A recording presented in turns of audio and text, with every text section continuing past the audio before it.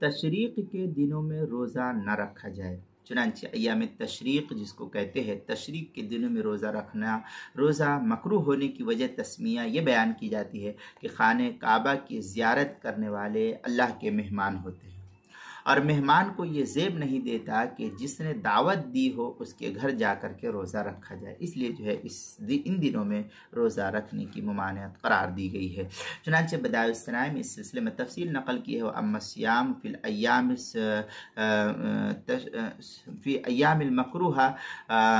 فمنہا صوم یوم العبد و ایام التشریق عندنا، اس طریقے کی عبارت جو ہے بدائع الصنائع جلد نمبر 2 صفحہ نمبر 78 کتاب الصوم جو HM سعید کراچی کا چھپا ہوا نسخہ، اس کے اندر البحر الرائق جلد نمبر 2 صفحہ نمبر 257 258 جو HM سعید کراچی کا چھپا ہوا نسخہ ہے، فتاوی شامی جلد نمبر 2 صفحہ نمبر 375 پر بھی اس کو نقل کیا، اور قربانی کے مسائل کا انسائکلوپیڈیا اس کے حروف تہجی تا عنوان ہے تشریق کے دنوں میں روزہ نہ رکھے، صفحہ نمبر 48 پر اس کو نقل کیا گیا ہے۔